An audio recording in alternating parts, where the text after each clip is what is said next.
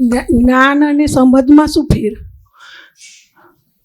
જ્ઞાન એ અનુભવ છે અને સમજ એ અનુભવ લગી પહોંચવાનો રસ્તો છે. જેમ તમે ખીચડી થઈ ગઈ, સીજી ગઈ, એ જ્ઞાન છે. અને કુકર પર મૂકીને જેને અડધો કલાક પોણો કલાક લાગે તે આખો સમજણનો ભાગ છે. આપણે આ સમજ જ કરી રહ્યા છે. એટલે જ્ઞાન મળી ગયું, પણ એ જ્ઞાનનો અનુભવ દાદાનો છે. એમનો અનુભવ આપણને એમણે હાથમાં મૂક્યો, પણ સમજવાનું બાકી છે. એટલે પૂર્ણ સમજ એ કેવળ જ્ઞાન છે. એનો તમને દાખલો આપું. શું નામ શું? સકુબેન. સકુબેનથી હું જુદો એવો શુદ્ધાત્મા છું. એ દાદાની કૃપાથી જુદા થયા, પણ હજી સકુબેનમાં માથાકૂટ થયા કરે. આમ હોવું જોઈએ, આમ ના હોવું જોઈએ, આ ખોટું છે, આ સાચું છે, આવું તો કંઈ ચાલે, આવું નહીં ચાલે, હું નહીં ચલાવી લઉં, હમણાં એવું કર્યું, તેવું કર્યું, એવું બધું અંદર માથાકૂટ થયા કરે. તો કેમ એવું? તો કે એ મમતાનો ભાગ, માલિકી ભાવનો ભાગ ઉકેલાયો નથી હજી. પણ એ હતો એટલે એ છે, અને તમને જ્ઞાન મળી ગયું. જે બને નહીં, વ્યવહારની કચાશ સાથે જ્ઞાન મળે નહીં, પણ આ દાદાના અક્રમ વિજ્ઞાન અને એમની કૃપાથી કર્મ સાબુત હોવા છતાં મમતાનો ઉકેલ લાયા વગર ભગવાનનો તાજ પહેરવા મળ્યો. એટલે હવે એ તાજ એટલે ભગવાનના ખોળામાં બેસીને જ્ઞાન સાથે હવે આનો ઉકેલ લાવો છો. પેલું શું, પેલું સમજ કરતા એ સમજણની ભૂમિકા ત્યાં સુધી આવી કે તમે મન વચન કાયાનું સંપૂર્ણ બ્રહ્મચર્ય પર આવી ગયા. એટલે 10મા ગુણસ્થાનમાં આવ્યા એ વ્યવહાર ચોખ્ખો કરતા. અને હવે 10મા ગુણસ્થાનમાં એટલે તમે લાયક થયા જ્ઞાન પ્રાપ્તિના. તે તમને એવો કુદરતી સંજોગ આવે અને તમને જ્ઞાન પ્રાપ્ત થાય. પણ પ્રાપ્ત કઈ ભૂમિકામાં થયું? 10મા ગુણસ્થાનમાં આવ્યા પછીનું. એટલે પછી કંઈ વ્યવહાર લાંબો રહેતો નથી. પછી જે અંદર સૂક્ષ્મનો ભાગ છે એટલો જ રહીને ઉકેલાવીને થોડા સમયમાં જ કેવળ જ્ઞાન થઈ જાય. પણ આપણને તો આ બધું કોઈ ગુણસ્થાન ચઢેલા નથી અને આ પ્રાપ્તિ થઈ. એટલે હવે એ પ્રાપ્તિ થઈને પછી હવે આ ગુણસ્થાન ચડવાના રહ્યા. એટલે ચડવાના રહ્યા નહીં, પણ આજ્ઞામાં એ બધું આપી દીધું. સમજાય? એટલે એ એક પછી એક વ્યવહારનો આપણે સંભાવી નિકાલ કરતા જઈએ. એટલે શું, એ મમતાના ભાગમાંથી આપણે નીકળતા જઈએ છીએ, નોય મારું કરીને. ખબર પડી? એટલે એમાં જે આ મારો ભાગ છે, જો હું શુદ્ધાત્મા છું, કઈ રીતે છું? દ્રવ્ય ગુણ પર્યાયથી. દ્રવ્ય ગુણ પર્યાયથી એટલે દ્રવ્ય તો ખબર પડે, ગુણ બી ખબર પડે, પણ આ પર્યાયનો ભાગ સહેલો નથી સમજવાનો. એટલે જ્યાં એ તમે શુદ્ધાત્મા છો તો શુદ્ધાત્મા દ્રવ્ય એ મારું, શુદ્ધાત્માના ગુણો એ મારા, અને શુદ્ધાત્માના ગુણોની અવસ્થા એ મારી. તો પછી આ સકુબેનની અવસ્થા માટે કેમ મારું કરીને થાય છે? કારણ કે એ મારા એ માલિકી ભાવનો ઉકેલ લાયા નથી. એ લાયા પહેલાં તમને આ પ્રાપ્તિ થઈ ગઈ, એટલે હવે લાવવાનું રહ્યું. એટલે આમાં સકુબેનની કોઈ બાબત મારી નથી. એ તમને જેમ જેમ સમજાતું જાય તેમ એના કરવાપણામાંથી તમે નીકળતા જાઓ કે એ મારું નથી, એ કરે છે તે હું કરતી નથી. તેવી રીતે બહારના ભાગમાં પણ જેટલું અહીંયા કરવાપણું રહે જેટલું બહાર તમને રહે કે આમણે આવું કર્યું ને આમણે તેવું કર્યું ને કરીને રહે. હવે એ સમજાઈ ગયું પૂરેપૂરું કે સકુબેનની મન વચન કાયા બુદ્ધિ ચિત્ત અહંકારનું હું કરવાપણું મારા કશામાં નથી. એટલે આખું સકુબેનનું પૂતગલ સમજાઈ ગયું કે તે મારું નથી, એને ચલાવનાર હું નથી, એનો જ્ઞાતા દ્રષ્ટા સ્વભાવવાળું હું શુદ્ધાત્મા છું. એટલે આ પૂર્ણ સમજ થઈ એ જ કેવળ જ્ઞાન. એટલે પછી એનો સંજોગ આવે એને શું કહેવાય? આ સકુબેન છે ને આ આત્મા છે, અને આ વચ્ચેનો ભાગ માન્યતાનો છે તે હું શકુબેન છું કરીને જતો, એટલે અહીંયા જતો. હવે દાદાની કૃપાથી આમ ફરી ગયો. હું શકુબેન નથી, પણ એ કૃપાથી પ્રાપ્ત થયેલું છે, સમજણનું નથી. એટલે હું શુદ્ધાત્મા છું નિશ્ચય નિર્ણયથી, અને પાછું કે પણ મને હજી આમ છે ને મને તેમ છે. આ બે વાત કેવી રીતે બને? એક બાજુ કે હું શુદ્ધાત્મા છું અને પાછા કહે કે મને આમ છે ને મને તેમ છે, મને આવું થાય છે ને તેવું થાય. એટલે એ મને મને મને નોય મારું કરતાં કરતાં જાય તે છેક આત્મા લગી આવી ગયા. એટલે હવે આમાં કોઈ પ્રકારે મારાપણું છે જ નહીં, અને છેક આત્માની નજીક આવે. છતાં વચ્ચેનો ભાગ છે, તે વચ્ચેનો ભાગ ઓગળવાનો એક સંજોગ આવે છે, અને ત્યાં કેવળ જ્ઞાન થાય. એ ત્યાં આપણું એ છેલ્લું આવરણ તમામ ક્ષેત્રમાં પૂરું થશે. આપણે જે દ્રવ્ય ગુણ પર્યાયની વાત કરી, હા, એમાં દ્રવ્ય અને ગુણ બંને સમજાય છે. પર્યાયની બાબતમાં સ્થૂળ સ્વરૂપમાં સમજાય છે કે સોનું છે એ દ્રવ્ય છે અને પીળાશ પડતું છે એનો ગુણ છે, એનો ગુણ છે. પણ પર્યાયની દ્રષ્ટિએ સોનામાંથી વીંટી બની, ચેન બન્યો, બંગડી બની, એ એની પર્યાય થઈ. પણ આત્માની બાબતમાં આત્માની પર્યાય કઈ બાબતમાં પર્યાય શું છે કે એનો જે જ્ઞાન અને દર્શન ગુણ છે ને, એનો સ્વાભાવિક જ્ઞાન દર્શન ગુણ છે, તે એના પોતાના પર્યાય કહેવાય. એના પોતાના પર્યાય કહેવાય. સ્વાભાવિક જ્ઞાન દર્શન છે તે, એટલે તે શુદ્ધ જ્ઞાન શુદ્ધ દર્શન એ એનું સ્વાભાવિક પર્યાય કહેવાય. પણ જે આત્માના આ દર્શન અને જ્ઞાન ગુણમાં આ બહારનો ભાગ એટલે પિનાકીનભાઈનો જે આવે, કારણ કે જાણવાનો ગુણ છે ને, એટલે એ પણ પ્રકાશમાન થાય છે. તેમાં પોતે હું ભરમાઈ જાય છે, અને એમાં આ પિનાકીનભાઈના ગુણો જે આત્મામાં પ્રકાશિત થાય છે તે પોતાને માની લે છે. એટલે મેં ખાધું, મેં કર્યું, બાકી તો ખાવાનું હોતું નથી, પૂતગલ જ ખાય છે. પૂતગલ ખાણો, પૂતગલ પીણો, અને અજ્ઞાની છે તે પૂતગલ રમણતામાં જ રહે. એટલે એ પૂતગલ રમણતાનો ભાગ છે તે બગડેલા પર્યાયનો ભાગ છે. નહીં, એટલે મારે કહેવું એમ છે કે આત્માની જે પર્યાયો છે, આત્માની પર્યાય કે જેમ સોનામાંથી કીધું આપણે કે ભાઈ એમાંથી વીંટી બને, બંગડી બને, ચેન બને, એ બધી એની પર્યાય થઈ. દ્રવ્યમાંથી પર્યાય છૂટી પડી. એમ આત્મામાંથી તમે જે દ્રવ્યનું પર્યાય કીધું ને, પણ એ મહત્વનું નથી, એનો ગુણનું પર્યાય બહુ મહત્વનું છે. વાત નથી કરતો હું, પર્યાયને સમજવાની વાત કરું. હા, તે ગુણનો પર્યાય છે. તમે દ્રવ્યના પર્યાયને જોયું સોનાનો દાખલો આપીને, પણ આત્માનો દ્રવ્ય કોઈ રીતે વપરાતું જ નથી. આત્માના ગુણો જ વપરાય છે. એ જ્ઞાન ગુણ અને દર્શન ગુણ જ્યારે સ્વાભાવિક હોય છે તો એના એ સ્વાભાવિક પર્યાય કહેવાય. પણ એ વિભાવિક થાય છે નજીક આવવાથી. એટલે જે નજીક આવવાથી પૂતગલ પ્રકાશમાન થાય છે, એટલે પૂતગલનું જે જ્ઞાન દર્શન થાય છે ને, તેને પોતે પોતાના માની લે છે. ખરપડી પૂતગલના એટલે પછી પિનાકીનભાઈના, મારું નામ પિનાકીનભાઈ છે કરીને કે, તે બાજુમાં ઉદયભાઈ બેઠા છે, તો એ કે મારું નામ ઉદયભાઈ છે. તમને શું સમજાય? એમનું નામ ઉદયભાઈ છે. પણ જ્યારે તમે બોલો કે મારું નામ પિનાકીનભાઈ છે, તો કે હું પિનાકીનભાઈ છું. ખ્યાલ આવ્યો? સમજાયું? એટલે પોતાના બાબતમાં આ પર્યાય મારા નથી એ સમજાતું નથી, એટલે એમાં ભરમાઈ જાય છે અને એની અસરમાં આવી જાય છે, તણાઈ જાય. ગમવા પડે રાગ કરે, ના ગમવા પડે દ્વેષ કરે.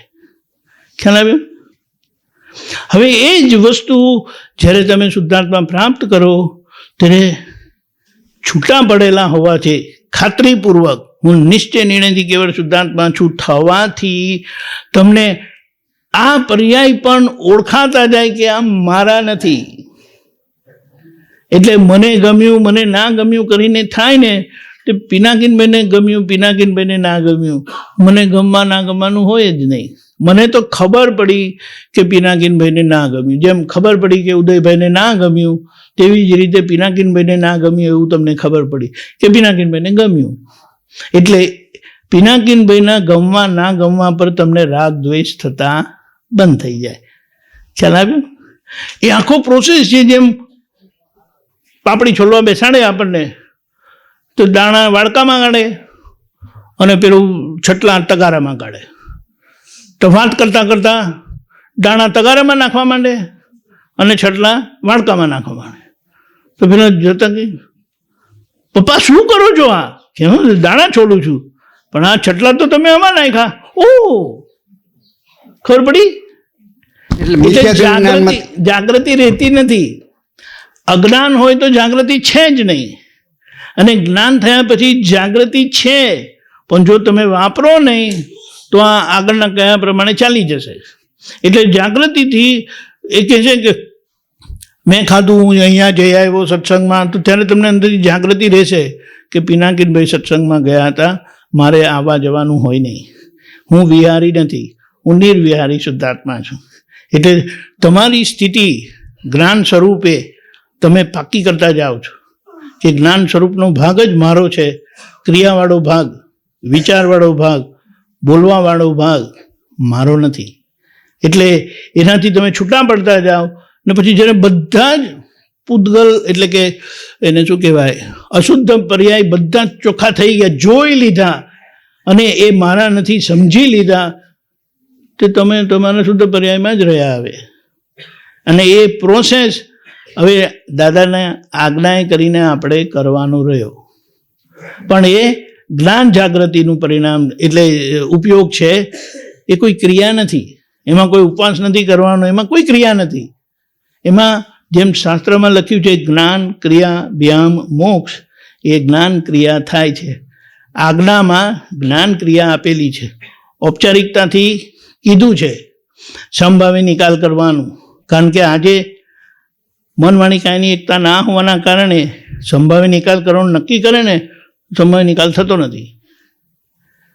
એટલે નક્કી થાય કે મારે સંભાવે નિકાલ કરવો છે, ના નિકાલ થઈ એની હું માફી માંગુ છું. એનું કારણ જે સર્જાય છે એ આપણને મહાવિદ્ય ક્ષેત્રમાં લઈ જશે, જ્યાં મન વાણી કાયની એકતા છે ત્યાં લઈ જશે, ત્યાં ભગવાનના દર્શન થશે અને આ કામ પૂરું થઈ જશે. રહી ગયેલું તે થોડુંક જ છે.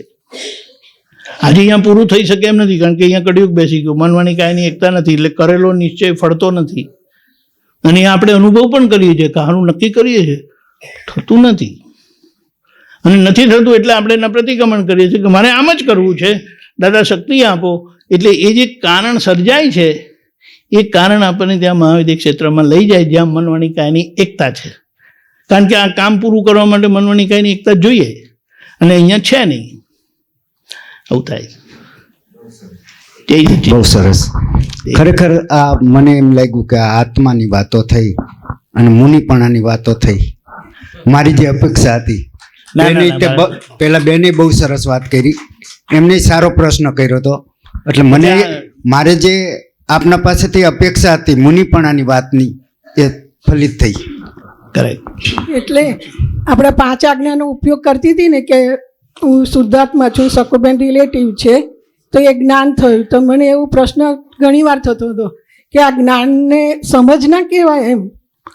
એ સમજ જ છે, એ સમજ પાકી થતી જાય છે. એટલે આપણે સત્સંગમાં સાંભળ કરીએ છીએ કે ઠેઠ સુધી સમજવું પડશે, ઠેઠ સુધી સમજવું પડશે. એટલે મને આ પ્રશ્ન થયો કે જ્ઞાન ને સમજમાં શું ફેર પછી? તો જ્ઞાન જાણકારી છે ને સમજણ એની બધા જ સંજોગોમાં તમે એ જ્ઞાનને સમજી લીધું કે બધા જ સંજોગોમાં હું શુદ્ધાત્મા જ છું એવું ખાતરીપૂર્વક અનુભવ કરી લીધો. એટલે આ શકુના પરિણામો બધા પર્યાય તરીકે જોવા પડશે એવું કહો તમે?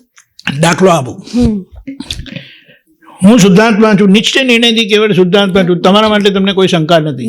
પણ પેલા બાજુવાળા બેન છે ને તો કેવા બેઠા છો, પેલા બેને કેવું કર્યું, ખોટું નહીં દાખલો આપો કે પેલા બેન જો ને આમ કરીને પેલા ત્યાં વાત કરે છે.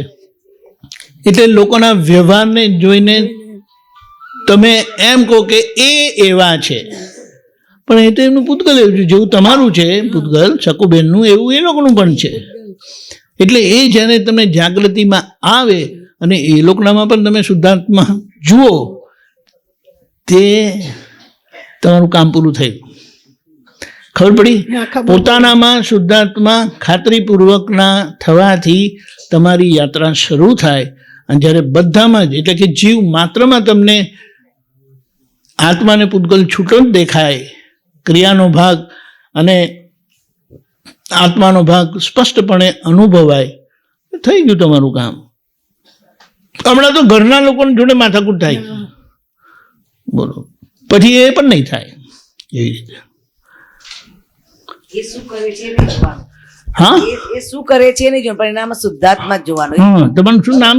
મારું નામ કલાવતી. હા, કલાવતીબેન શું કરે છે એને જોયા કરવાનું. હા, જે કોઈ બરોબર ને? મારું નામ લીધું એમ કર્યું. અચ્છા, તમારું નામ ને પણ તમે ક્યાં છો? એ હા, બરોબર. જય સચ્ચિદાનંદ. જય સચ્ચિદાનંદ. ઉદયભાઈ, એ સ્પષ્ટ અનુભવની જે તમે વાત કરી કંઈક, એના માટે શું પુરુષાર્થ, તો કંઈક લાભ મળે બધાને. શું કીધું? સ્પષ્ટ અનુભવ થાય ક્યારેક તો. સ્પષ્ટ અનુભવ એ નહીં કહેવાય કે કોઈનામાં કોઈ પણ રીતે એમને કરતા તમે માનો નહીં, જુદા કરતા તમે જુઓ નહીં. આત્મા અને શરીર જુદા છે ખોખાની દ્રષ્ટિ અને એ નથી કરતા, એમના કર્મો કરાવે છે. એમના કર્મ માટે એ જવાબદાર નથી, કારણ કે એમના કર્મ તો ગયા અવતારમાં કરીને જતા રહ્યા. કારણ કે દાદાના એ પ્રવચનમાં રહી ગયા છો તો આપણે એમને શું બિચારા કરવા? એટલે દાદાના પ્રવચનમાં કહો સાંભળવાનું કે ક્ષણ બી જાગૃતિ જો ચૂકાય નહીં તો એ પામે. એટલે એટલે આપણે એ પ્રોસેસમાં છે. ઓ ક્ષણની જાગૃતિ આવે ધીમે ધીમે કરી. રાતોરાત કઈ હા, એ તો ખરો. ગોલ્ડ મેડલ મળે આપણને નહીં અને મળે. બધી મહેનત કરવાની છે, પણ મહેનત કેવી? ક્રિયાની મહેનત નથી, સમજણની મહેનત છે.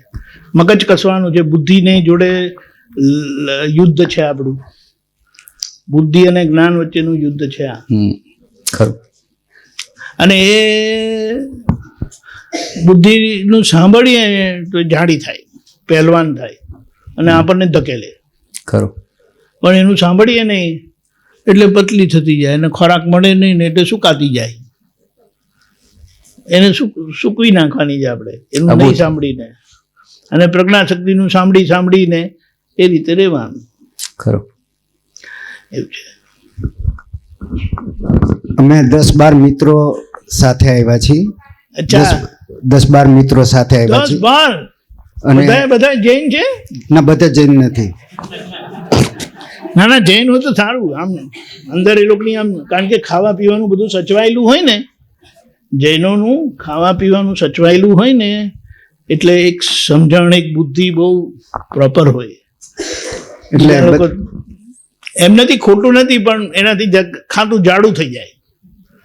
પેલી બુદ્ધિ ઝીણી હોય ને એટલે વાત સમજાઈ જાય તરત. એટલે અહીંથી જઈ પછી રૂમે જઈ એટલે થોડી ચર્ચાઓ આના વિશે થોડીક થાય. બહુ સારું, બહુ સારું. અને આના વિશેની થોડીક વાતો થાય, કલાક એક સુધી બધા વાતો, બહુ સારું, બહુ સારું. અને એકબીજાના અનુભવ, એકબીજાના પ્રશ્નો, સાચી વાત. એ બધી વાતો થાય. એટલે 12 જણા તમારી ઉંમરના છે? એટલે અહીંયા જ છે કે બીજે કશે પણ છે? બીજા ક્લાસમાં છે. હા, છે, બરાબર. એટલે હમણાં સવારમાં એક વાત એવી થઈ કે મીરાબાઈ અને નરસિંહ મહેતાએ ભક્તિ માગેલી, મોક્ષ નથી માગેલો. મારે મોક્ષ નથી જોઈતો, અમને આવી ભક્તિ જોઈ છે. એટલે એમને પ્રશ્ન થતો હતો કે ભાઈ મોક્ષ શું કામ? એમાં મારા ખાસ મિત્ર જીબીમાં હતા અને ઓફિસર તરીકે હતા. હા હા. એમનો આ પ્રશ્ન છે કે આપણે મોક્ષ શા માટે? જો એક જણાને કીધું, 2 છોકરા હતા. બેટા તારે શું થવું છે? મારે ડૉક્ટર થવું છે. પેલા બીજાને કીધું, મારે એન્જિનિયર થવું છે. પેલા કે ભાઈ તારે શું કામ છે એન્જિનિયર થઈને? મારે એન્જિનિયર થવું છે. પેલાને કીધું કે ભાઈ તારે ડૉક્ટર થઈને શું કામ છે? મારે ડૉક્ટર થવું છે. પેલા ડૉક્ટર જ કેમ કહે છે અને પેલા એન્જિનિયર જ કેમ કહે છે? એટલે જે સંસારના માઠા અનુભવ કરીને આવેલા હોય, ખૂબ માર ખાધો હોય તો કે બાપા હવે મોક્ષે જ જવું છે, કાંઈ જોઈતું નથી. તમે રાજા બનાવે તોય મન નથી જોઈતું, સ્વર્ગમાં લઈ જાય તોય નથી જોઈતું, મોક્ષે જ જવું છે. ખ્યાલ આવ્યો? પણ મોક્ષમાં સિદ્ધ ભગવંતોને એવું શું સુખ છે એટલે જ ને અહીંયા દુઃખ છે એવું સમજાય ને, એવું દુઃખ છે એવું સમજાય, અનુભવાય, તે પછી ભાવના કરે કે નહીં હવે મોક્ષે જ જવું છે. કારણ કે વિતરાગોની વાત સાંભળેલી હોય ને કશે ને કશે, એટલે પછી એમને શ્રદ્ધા બેસી ગયેલી કે આ વિતરાગોની વાત બરાબર છે, મોક્ષ જ જવા જેવું છે. આ બધી માથાકૂટ કંઈ કામની નથી. પૈસાવાળા થયા તો હારો ક્યારે ગરીબ થઈ જાય, રસ્તા પર આવી જાય, કહેવાય એવું નથી. અને આજે કળિયુગમાં તો કોઈ ઠેકાણું નથી એમ. એટલે એમ કે આપણે કંઈ કામ નથી.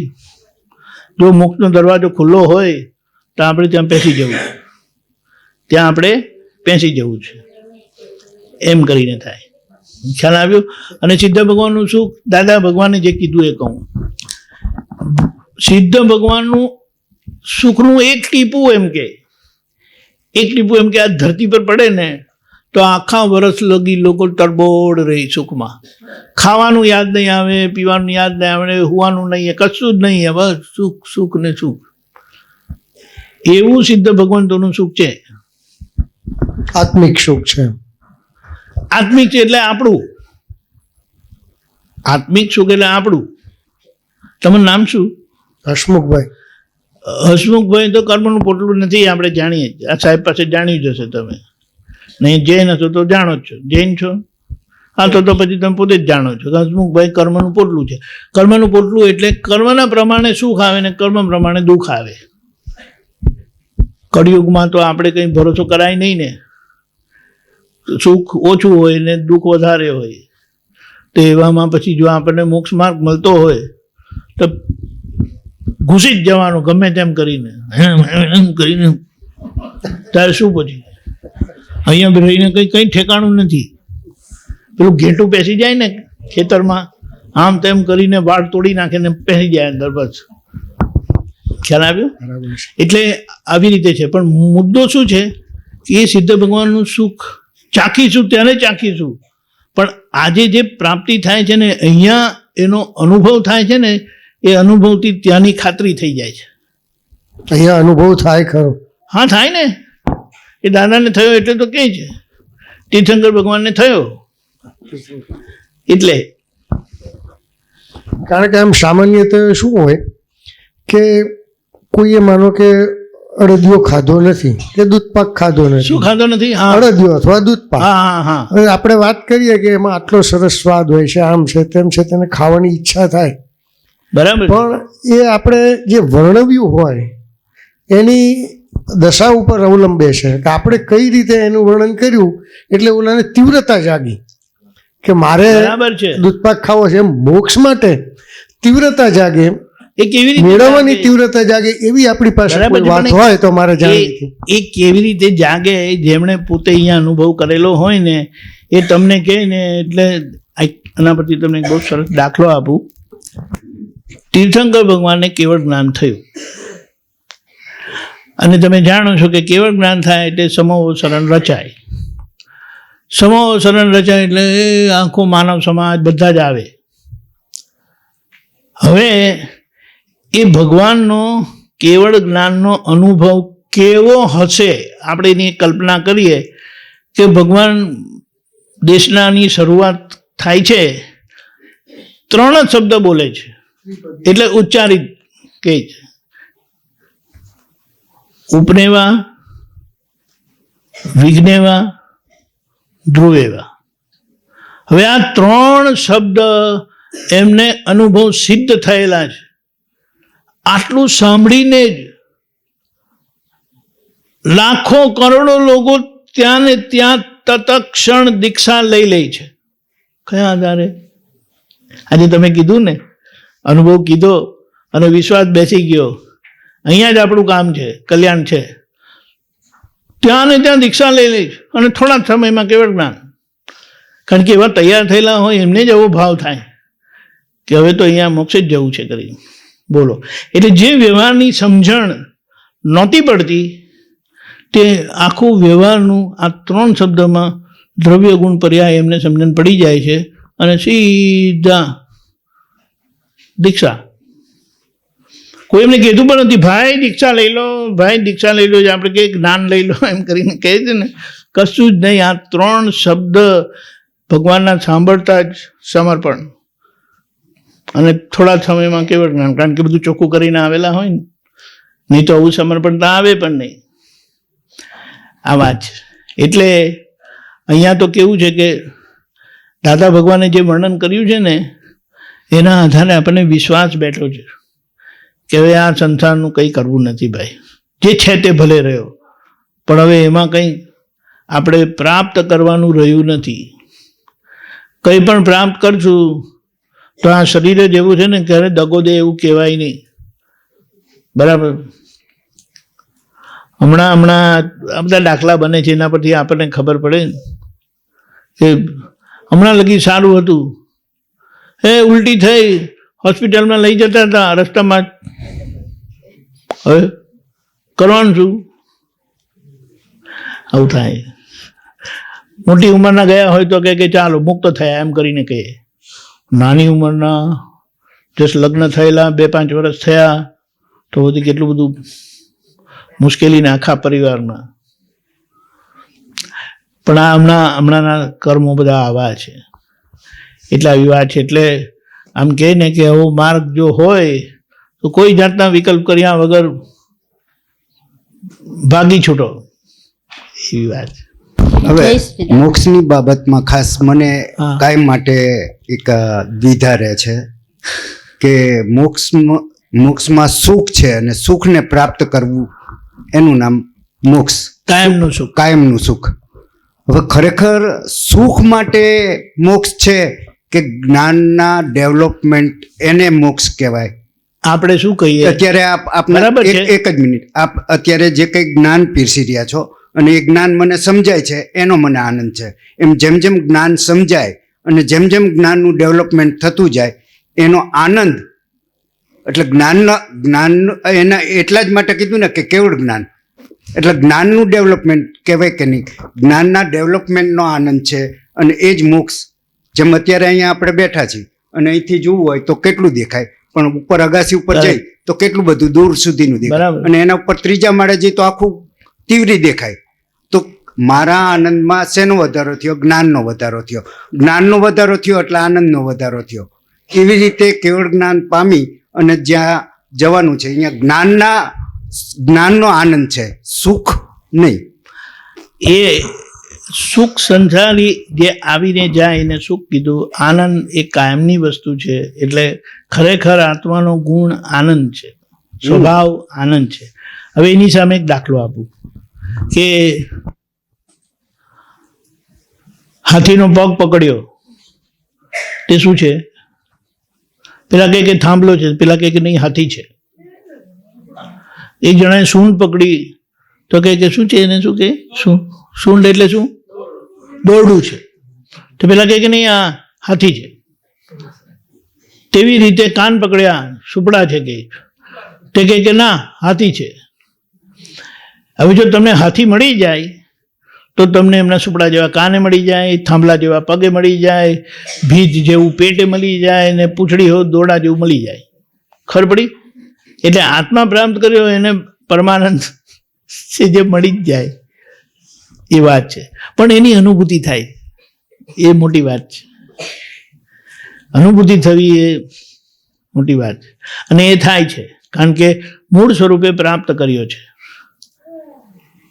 એટલે એને એમ કહેવાય કે દાદા પાસે દ્રવ્ય ગુણ પર્યાયથી આત્મા પ્રાપ્ત થાય છે. માટે સંપૂર્ણ શ્રદ્ધા બેસે છે કે હું નિશ્ચય નિર્ણયથી કેવળ શુદ્ધાત્મા જ છું. અને પછી જે બાકીનું રહે આ મૂળ કેન્દ્ર પ્રાપ્ત થયું ને એટલે વ્યવહાર એની મેળે ખરતો જ જાય અને ખરી પડ્યો કે એ જે કેન્દ્ર હતું તે પૂર્ણપણે પ્રકાશમાન થઈ જાય અને પછી વ્યવહાર રહેતો નથી. કારણ કે પછી વ્યવહાર તો એની મેળે જ સહજપણે એના સ્વાભાવિક વિસર્જનમાં આવી જાય. જેમ મહાવીર ભગવાનને કેવળ જ્ઞાન થયું 42મા વર્ષે, 72મા વર્ષે એમને કે નિર્વાણ પામ્યા. એ 30 વર્ષમાં એમનું શરીર ખાલી થતું ગયું સ્વાભાવિક. કારણ કે પછી કંઈ ક્રિયા કરવાની તો રહી નહીં, એમની હાજરીથી જ કલ્યાણ થતું હતું. તે એ એમનું આયુષ્ય કર્મ 30 વર્ષ બીજા હતા, 72મા વર્ષે પરિનિર્વાણ. એવું છે. એટલે આપણને તો આજે દાદાના માટે શું અહો અહો કરીએ એ ઓછું છે. કારણ કે જે આગળ થયેલા બધાએ અવતાર અહીં પ્રગટ થઈ ગયા. જેમને રામ ભગવાનની ભક્તિ જોઈએ તો અહીંયા છે, કૃષ્ણ ભગવાનની છે, મહાવીર ભગવાનની છે, ઋષભદેવ ભગવાનની છે, ક્રાઇસ્ટની છે, પૈગંબર સાહેબની છે, જે કહો તે બધી ભક્તિ. એવા સર્વજ્ઞ પુરુષ, સર્વજ્ઞપણું આવા વિનાશી શરીરમાં કળિયુગમાં પ્રગટ થયું, અને ધોતિયાને ખમીજના કપડામાં, પેલા કહીને સાધુના કપડામાં નહીં. એટલે આ તો આપણે છે ને એક કુદરતી સંજોગ છે, એનો આપણે લાભ લઈ લેવાનો છે બસ. અને જેટલી બધી બાબત છે ને બધાના તારણ સમાધાન સાથે આપેલા છે. જય સચ્ચિદાનંદ. હવે આ છે મોક્ષ સુધી તો પહોંચી ગયા, પણ સંસાર વ્યવહાર પૂરો કરવો પડશે, પૂતગલ પરમાણુ શુદ્ધ કરવા પડશે, એના વિશે સમજાવો. પહેલા તમારો પરિચય આપો, પૂતગલ અંશિયા જોશી. પછી શું પણ આગળ. જ્યોતિ એટલે કેવા? હંસયા જ્યોતિ પણ વડોદરા. વડોદરા પણ કેવા? અટક કઈ? જોશી. જોશી. બ્રાહ્મણનું તેજ કહેવાય ને. આટલી બધી વાત કરવી, આ પ્રશ્ન પરથી આપણને વિચાર નહીં આવે કે આ શું પૂછે છે. હવે બોલો પાછો પ્રશ્ન. મોક્ષ સુધી તો પહોંચાડી દીધા, પણ આપણે સંસાર વ્યવહાર પૂરો કરવો પડશે, પૂતગલ પરમાણુ શુદ્ધ કરવાનો કરવા નથી. આપણે શું કહીએ, તમારી સામે સંજોગ આવે હા. તો તમે મોઢું ફેરવી લેવાના. બરાબર. સંજોગ કેમ આવ્યો તમને ખબર પડે કે કંઈક હિસાબ છે તો આવ્યો, અને એ સંજોગને ફાઇલ કીધી, અને ફાઇલનું શું કરવાનું? સંભાવે નિકાલ. બરાબર. એટલે તમે નક્કી કરો મારે સંભાવે નિકાલ કરવો છે. આ નક્કી કર્યું ને ત્યારથી જ એ દિશામાં પાણી વહેવા લાગે. એટલે કરવો પડે એવું નથી. હવે એ વ્યવસ્થિત જ બધું કરાવશે, આપણે તો બેસી રહેવાનું, અને આ ટેબલ પર આવીને કે લો આ સહી કરી લો, તો આપણે સહી કર્યા કરવાની બેઠા બેઠા. કશું કરવાનું ખોટી નથી. સહીઓ થઈ જાય તો, હે ખોટી સહીઓ થઈ જાય એવું બને તો, ખોટી સહી જાય બને. આમ ચોકડી મૂકેલી હોય એ લોકો કે અહીંયા સહી કરજો કરીને, પણ આપણે ઉતાવળમાં રોંગ જગ્યા પર સહી કરી દીધી, તો પછી કાગળી પાછું ફરીને આવશે. આપણે કે આ સહી કરી તો પાછું કેમ આવ્યું? બા તમે રોંગ જગ્યા પર સહી કરી. ઓકે ઓકે ચાલો રાઈટ જગ્યા પર સહી કરી દે એટલે પત્યું. બની શકે ઉતાવળમાં. આ ઉતાવળનો સમય છે ને, એટલે ઉતાવળના કારમાં ભૂલ થઈ શકે છે, પણ આપણે એની ક્યાં જલ્દી છે? મોક્ષ આમ કરીને વર્તાય છે. મોક્ષે જવાની વાત જ આવતી નથી.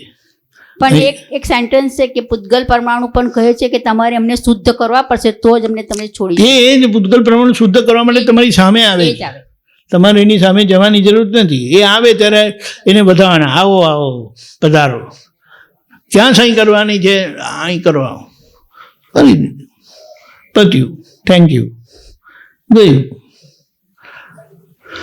ઉતાવળમાં બે કાગળ આવી ગયા અને નીચે પેલું કાગળ જતું રહ્યું, તો પાછું આવશે. કેમ પાછું આવ્યું? તમે સહી કરવાનું ભૂલી ગયા. હવે જે હશે તે હમણાં કરી દો ને. હવે કાગળ આવ્યું સામે, તો આપણે વિકલ્પ થોડો કરવાનો છે કે હવે કેમ આવ્યું ને, મોડું કેમ આવ્યું ને, આવી રીતે આવ્યું કે લાવો. એ જ રીતે બધું છે. એટલે એવી રીતે છે. એટલે આ શા માટે કીધું? કેટલીક વખત આ જ્ઞાન મળવાથી વ્યવહાર પક્ષે બેદરકાર થઈ જઈએ. હવે મારે કશું કરવાનું રહ્યું નહીં. એનો દાખલો આપો. દાદાએ કંઈ કીધું હશે, તે દાદાને એવું સમજાયું કે હું ઘરે બોલ બોલ કરું છું ને ખોટું છે એમ કરીને. એટલે એમણે એ વાત પકડી લીધી અને કશું બોલે જ નહીં. અઠવાડિયે 10 દિવસે દાદા પાસે આવ્યા અને પછી કે દાદા તમારી પેલી વાત મને બહુ ગમી ગઈ. એમ કે શું કરી હતી વાત? તો કે તમે કીધું હતું ને કે ઘરમાં કશું બોલવાનું નહીં, એટલે હું કશું બોલતો જ નથી. એમ કે હું જોઉં બધું એમ કે આમ છે આમ છે બસ. દાદા કે તમારા કરતાં પેલો પથરો સારો એમ છે. પથરો પણ વચ્ચે હોય ને તો ઠોકર વાગે ને તમને બતાડે. ના બોલવાનું નો મતલબ શું કે કચકચ નહીં કરવાની, પણ જ્યાં જરૂરી હોય ત્યાં તો બોલવાનું. એમ કે ખબર પડી એ વાત. એટલા માટે કીધું કે પૂતગલ પ્રમાણે તમે ચોખ્ખા કરવા પડશે એમ કરીને. કારણ કે આ મળ્યું ને તો આપણે વન સાઇડેડ થઈ જઈએ કે હવે કંઈ કરવાનું રહ્યું નહીં તો આપણે શું કામ આ બધી માથાકૂટ કરવાની. એટલે એવું નથી, આવે તેનો સંભાવે નિકાલ કરવાનો છે. એટલે પ્રેમપૂર્વક ઉકેલ લાવવાનો, એવી રીતે ખેંચી નહીં કરવાની. આપણે વાત નહીં કરવાની, પણ હવે વાત આવે સામેથી તો આપણે એનો ઉકેલ લાવી દેવાનો. કોઈ વખત તમારાથી બોલાઈ જાય એટલે તમને ખબર પડે કે હારું આ બોલાઈ ગયું, પણ સામો વિરોધ આવે એટલે ધીમે એને ખસી જાય. એને શું કહેવાય?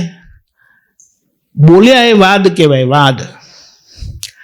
હવે વાદ ઉપર વિવાદ આવ્યો એટલે સામેથી વિવાદ આવ્યો તો આપણે વાત બંધ કરી દેવાની. ગમે તેટલી સાચી વાત હોય એની માથાકૂટ કરવાની નહીં, ધીમે રહીને. આ તો મને એવું વિચારા ને એટલે મેં સહેજ પૂછ્યું, બાકી કંઈ વાંધો નહીં, બરાબર છે. ખબર પડી? વિવાદ, આપણી સાચી વાત હોય તો વિવાદ કેમ કરીને થાય? પણ વિવાદ થયો એટલે સમજવાનું કે આજે એનો ટાઈમ બરાબર નથી, પછી જ્યારે થશે ત્યારે. વાદને જ ભૂલ કીધી છે પહેલું તો, પણ છતાં કારણ કે બોલતા નથી, બોલાઈ જાય છે. અને આવી રીતે વિવાદ થયો એટલે માટે શું કીધું? એકદમ સિમ્પલ થર્મોમીટર આપ્યું, માપદંડ આપ્યું વ્યવહારનું. વાદ ઉપર વિવાદ, ત્યાં વ્યવહાર નથી તો ધર્મ કેવી રીતે હોઈ શકે? ખબર પડી? વ્યવહારમાં વાદ ઉપર વિવાદ થાય તો એને ખોટું કીધું. હવે ધર્મમાં જો વાદ ઉપર વિવાદ થાય તો આ ચોકડી જ. એટલે કે વાદ ઉપર વિવાદ એ આપણને બહુ સરસ માપદંડ મળી ગયું કે ત્યાંથી આપણે પાછા ફરી જાઓ. સામાન્ય ખબર બી નહીં પડવા દે અને આપણે ધીમે ધીમે ખસી જવાનું. બરાબર છે, મારી જરા ભૂલ થઈ ગઈ. સારું આવી ભૂલ નહીં કરતા. બોલવા વાળા તો બોલીએ જાય તો આપણને ક્યાં વાંધો છે? હમણાં એવું થયું હતું, ટ્રેનમાં ક્યાં જતા હતા, કશે જતા હતા, બહારગામની ટ્રેન હતી. તે એક બેન કાનમાં નાખેલું પેલું મશીન, વાયરવાળું નહોતું, પેલું વાયરલેસ હતું, અને ફોન આવી રીતે પેલા એના પર મૂકેલો. તો મેં એમને કીધું કે તમારો ફોન છે, તમે સૂઈ ગયા છો. પછી હું મારી જગ્યા પર બેસ્યો ને, સામે જ બેસવાનો હતો, સામે બેઠો. પછી મને કહે તમે મને ભર ઊંઘમાંથી જગાડી, માફ કરજો. વાત પતી ગઈ. એટલે આમાં કંઈ સાચું ખોટું જોવાનું હતું. તે વખતે વિચાર આવ્યો ને આપણે કીધું એમને તો કે તમે મને જગાડી, એમ ભર ઊંઘમાંથી જગાડી. મેં કીધું બરાબર, માફ કરજો, વાત પૂરી. આવું છે. હા, બોલો.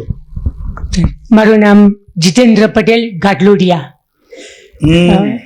સર, આ મોક્ષની વાતો ચાલે છે એટલે થોડુંક એક રમૂજ યાદ આવી કે ટીચરે સ્કૂલમાં બાળકોને મોક્ષ જે જવા, મતલબ કે સ્વર્ગમાં જવા માટેના બધા ફાયદા બતાવ્યા. ક્યાં જવાના? મોક્ષે જવા, એટલે મતલબ કે સ્વર્ગમાં જવા. બીજી રીતે એ ક્યાં જવાના? મોક્ષે જવા, સ્વર્ગમાં જવા માટે. તો પછી બધા ફાયદા બતાવ્યા. પછી ટીચર કે મોક્ષે મતલબ કે સ્વર્ગમાં કોને જવું છે, આંગળી ઊંચી કરો. તો બધાએ આંગળી ઊંચી કરી, પણ એક બાળક હતું એણે આંગળી ઊંચી ના કરી. તો કે બેટા તારે નથી જવું સ્વર્ગમાં કે મોક્ષમાં? મને તો કે ના, મને તો મારા મમ્મીએ કીધું છે સ્કૂલેથી છૂટીને સીધા ઘરે જ આવવાનું, ક્યાંય જવાનું નથી.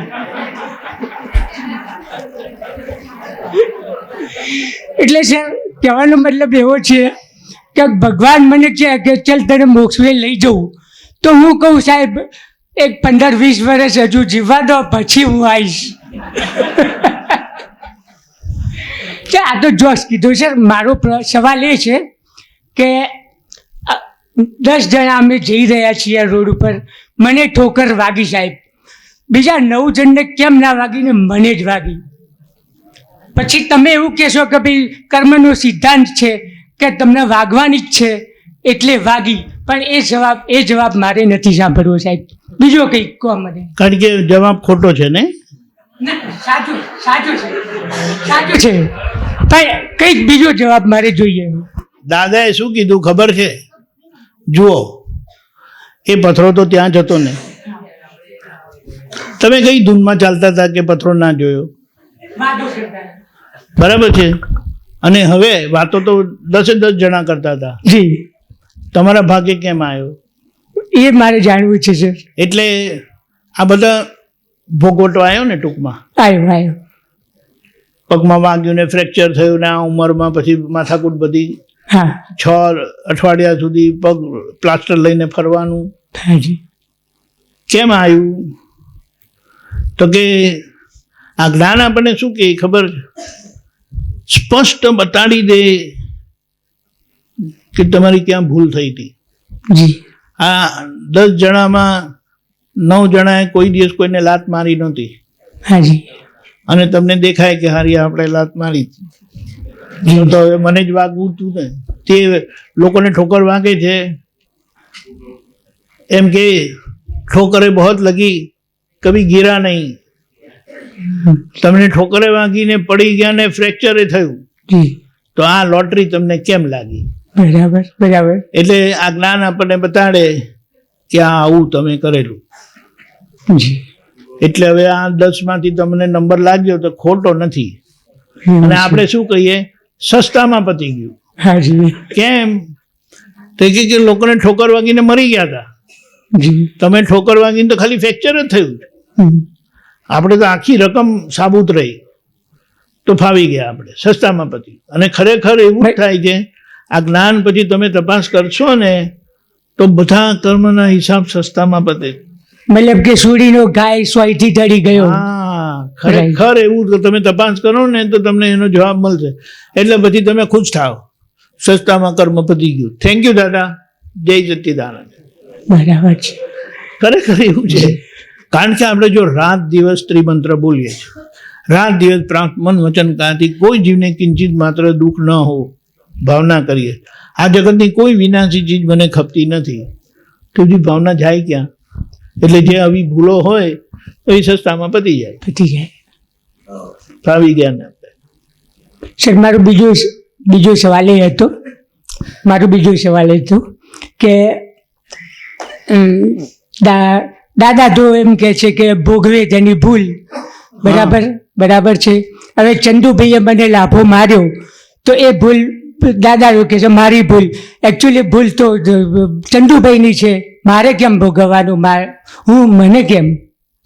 એટલે આપણી પાસે 2 થર્મોમીટર છે. હા. એક બુદ્ધિનું થર્મોમીટર છે ને એક જ્ઞાનનું થર્મોમીટર. હાજી.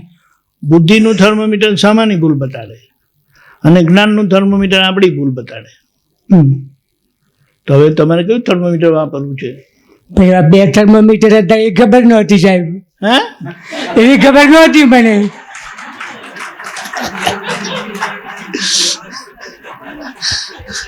પણ 2 થર્મોમીટર છે.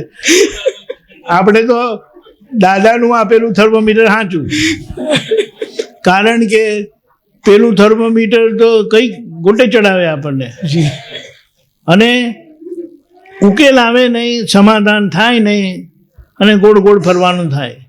એના કરતા દાદાના થર્મોમીટરથી છૂટી જાવ ને ભાઈ. બરાબર.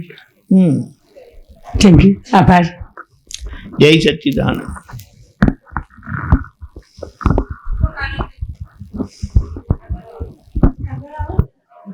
જય સચ્ચિદાનંદ. જય સચ્ચિદાનંદ. ક્યાંથી? ગાંધીનગર. બોલો બોલો. હા, બોલવું સિંગલ ગુનો છે, ના બોલવું ડબલ ગુનો છે. એ કયા સંદર્ભમાં જાય છે? એટલે બોલવાના પક્ષમાં જવું પણ ના બોલવું. પૂછ્યા વગર બોલવું એ બોલવાનો ગુનો કહેવાય. બરાબર. પૂછ્યા વગર બોલવું એને શું કહેવાય? અહંકાર યુક્ત બોલવું, તેને બોલવાનો ગુનો કહેવાય. એટલે એના માટે એમ કહેવાય ના બોલ્યા હોત તો ચાલે. એટલે બોલવાનો ગુનો દોડડાયાપણામાં જાય છે. બરાબર. એમ નથી કહેતા ખોટા દોડડાયા થયા, ના બોલ્યા હોત તો ના ચાલે તેમ કે. સાચી. એટલે બોલવાનો ગુનો દોડડાયાપણામાં જાય એને બોલવાનો ગુનો કહેવાય કે જ્યાં જરૂરી નથી તોય તમે બોલ્યા, અને એ બોલવાના ગુનો સામાન્ય ગુનો કહેવાય. એનું પરિણામ બહુ મોટું નથી આવતું, માઠું નથી આવતું, આવે એટલે એને શું કહેવાય? સિવિલ ઓફેન્સ કહેવાય. સિવિલ ઓફેન્સ ને ગુજરાતીમાં શું કહેવાય? શું હા એવું કહું, હવે ગુજરાતી વાળા કોઈ કહે છે મને. સિવિલ ઓફેન્સ એટલે શું? હા, દીવાની ગુનો ખબર પડી? એ તો મને વકીલની ભાષા બહુ સમજણ ના પડે. સામાન્ય ગુનો. સિવિલ ઓફેન્સ એટલે સામાન્ય ગુનો, એની સજા બહુ નથી, મોટી નથી. બરાબર. હા, હવે બીજી વાત આપણે લઈએ કે અહીંયા ધમાલ થઈ અને જો તમે બોલ્યા હોત ને તો ફરક પડ્યો હોત, પણ તમે કોઈ શરમથી બોલ્યા નહીં, જવા દો ને ખોટું લાગશે બધાને, હા. આમ છે તેમ છે કરીને, તો અહીંયા ના બોલવાનો ડબલ ગુનો કર્યો તમે. હવે તમે બોલી શકો એવા છો અને તમારા બોલવાથી ફરક પડે એવો હતો તોય તમે કોઈ કારણસર બોલ્યા નહીં, તેનો ગુનો તમને લાગુ પડે. એટલે સામાનું હિત ના જોવું બોલ- પડે. હા, સામાનું હિત જોવું પડે. એમાં હિત જોવાનું નહીં, એમને જે ભૂલ કરીને તેમાં તમે ટેકો આપ્યો કહેવાય. ના બોલીએ એટલે કેમ ટેકો. ના બોલ્યા? ઝઘડા કરનારા 2 હતા, બાકીના 50 જણા હતા. એ જોયા કર્યું શું તમાશો છે? 50 જણા મળીને 2 જણા રોકાત નહીં? હા. કઈ શરમથી ના કર્યું? આપણને શું તો કેનારા કે છે, હવે આપણે આ કરવા થોડી આવ્યા. પણ એમ શું કીધું? સૂરો છુપાયેલો રહે નહીં. બરાબર. સુરાને તમે બેસાડી દો ને તો છાપરું તોડીને પણ આવે. ખબર પડી? છાપરું તોડીને આવે. હવે અવાજ જુદો બદલાઈ ગયો પાછો. કબીરું બંધ કરી દઉં ને જરા. ખબર પડી? એટલે બીજો દાખલો આપો. તમે છોકરા છે? હા છે. એ તો હવે છોકરાને કે છોકરા થઈ ગયા છે ને? હા. એ છોકરા નાના હતા. હા. તે એ છોકરાએ બાબાએ બીજાને માર્યો, બરાબર. ભૂલ કરી. બરાબર. મારો દીકરો છે ને, તમે કીધું નહીં કશું. હવે જો તમે આજે એને કીધું હોત ને તો એનું અહીંયા બંધ થઈ ગયા. બરાબર. એટલે હવે મારો દીકરો છે એમ કરીને તમે કીધું નહીં, કાલે મોટી ભૂલ કરી. બરાબર. તો હવે તમે ત્યારે કીધું હોત એટલે એ જે ના બોલવાનો ડબલ ગુનો કર્યો એનું આ નાના ભૂલમાંથી મોટી ભૂલ કરી એને. બરાબર. બરાબર. એવી રીતે છે. એટલે ના બોલવાનો ડબલ ગુનો ત્યાં કુદરતનો ગુનો થાય છે, એને ક્રિમિનલ ઓફેન્સ કહેવાય છે કે ત્યાં એનો ભોગવટો બહુ મોટો આવે. બરાબર. એટલે એવી ભૂલ કરવી નહીં. બરાબર. એટલે જ્યાં એવું લાગે કે આ અહીંયા હિત થાય છે ત્યાં આપણે બોલવા જેવું હોય તો કહેવું તો કહી શકાય એમ. બોલવાનું ને, એમાં શું? કહી શકાય એમ. બોલવાનું. આપણને દેખાતું હોય કે સામાનું અહિત થાય છે તો આપણે કહી શકીએ ને. બધી ખબર પડતી હોય છે, પણ જવા દો ને, એમ કે મોઢું ફેરવીને બેસી જાય, નહીં તો બહાર જતા રહે. પણ પછી અપમાનને બીક લાગતી હોય તો શું કરીએ પછી? સુરો માન અપમાનનું જુએ જ નહીં. બરાબર. મારી સામે ગરબડ ચાલશે નહીં, પછી જે કરવાનો હોય તે કરજો તમે, બરાબર. પણ અહીંયા ગરબડ ચાલશે નહીં. આ ગરબડની જગ્યા નથી, ગરબડ જો તો બહાર જાઓ, બરાબર. એમ કરી. બરાબર. અને એવું એ બોલનારા પણ એવું હોય ને કે બોલે જ ખાલી, હાથ ઉપાડે નહીં, પણ હાથ ઉપાડવા જેવી વાત થઈ જાય બરાબર. એટલે પેલા ભડકીને બેસી જાય. ખબર પડી? બોલે પણ એવી રીતે ને એવા ત્રાડ પાડે કહે છે ને એવી રીતે કરીને બોલે એટલે બીજા બધા બેસી જાય કે અહીંયા નહીં ચાલે આપણું. ઘરમાં એવી રીતે જ થાય છે. ઘરમાં વડીલ જો બોલે નહીં હા. તો પછી બાણની સૈયા આવે, બરાબર છે. જે ભીષ્મ પિતાને આવી હતી એવું છે. દાદાએ વ્યવહારના એટલા બધા સરસ ફોડ આપ્યા છે ને કે ત્યાં એ વ્યવહારમાં પણ આપણે કોઈ ભૂલ ના કરીએ. એટલે આ બુક એક કાપી હતી આપણે દાદાની, ખબર છે? શું? આ બુક આપી છે આખી, બોલવું સિંગલ ગુનો, ના બોલવું ડબલ ગુનો. હા, એટલે પછી હું વાંચતી હતી પણ પછી મને એમ થાય કે મને એમ થાય કે બોલવાનો પક્ષ કે ના બોલવાનો પક્ષ લઈએ, પછી એવું કન્ફ્યુઝન રહેતું હતું. એટલે અમે પેલા પ્રશ્ન ના બોલવાનું ગુનો એટલે શું કે નહીં બોલે તો ચાલે, ત્યાં તો નહીં બોલવાનું.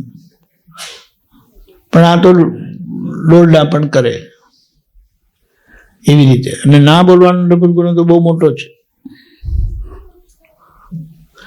એટલે જે બોલી શકે એવા હોય એમને તો બોલવું જ જોઈએ. શું થવાનું હતું વધારેમાં વધારે એવી રીતે. પણ તમે ના બોલ્યા એટલે એનું પરિણામ જે આવે તે તમે એમાં સહભાગી થાઓ એવી રીતે. એક બીજો પ્રશ્ન છે મારો.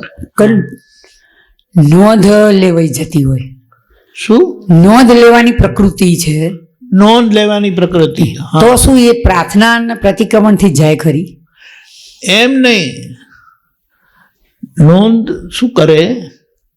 માણસને કરતા જુએ. બરાબર.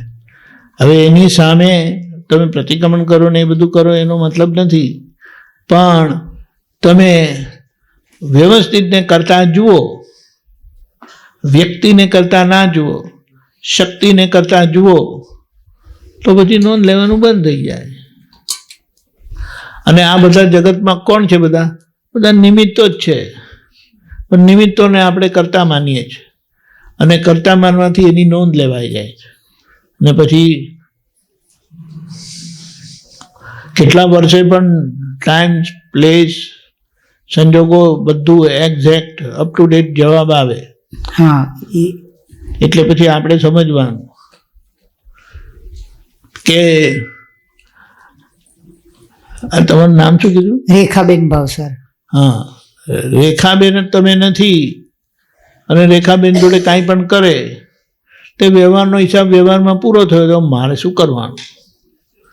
તેમાં એવા વખતે આપણે એને સાથે રહેવાનું કે હું છું ને તમારી સાથે, એવી રીતે. ખબર પડી? મેં વાંચ્યું, મેં તમારે શુદ્ધાત્મા દ્રષ્ટિએ રહેવાનું. સત્સંગમાં સાંભળ્યું છે કે નોંધ લેવાની પ્રકૃતિ હોય ને તો કે મોક્ષ અટકે છે. હા, વાત સાચી છે, વાત સાચી છે. અને જેમને જો આ હોય ને એ હેરાન બહુ થાય. હા. પછી આખો દિવસ એની એ જ બાજુ ચાલે. પેલા આમ કર્યું હતું, પછી પેલા આમ કર્યું હતું, અમને ત્યાં આવું કર્યું હતું, આ આવું કરે છે, પેલા આવું કરે છે. આની આ જ રેકોર્ડ વાગે એ લોકોની. હું તો બિલકુલ ચલાવી ના લઉં. હું તો આમ કરી નાખું, તેમ કરી નાખું બધું.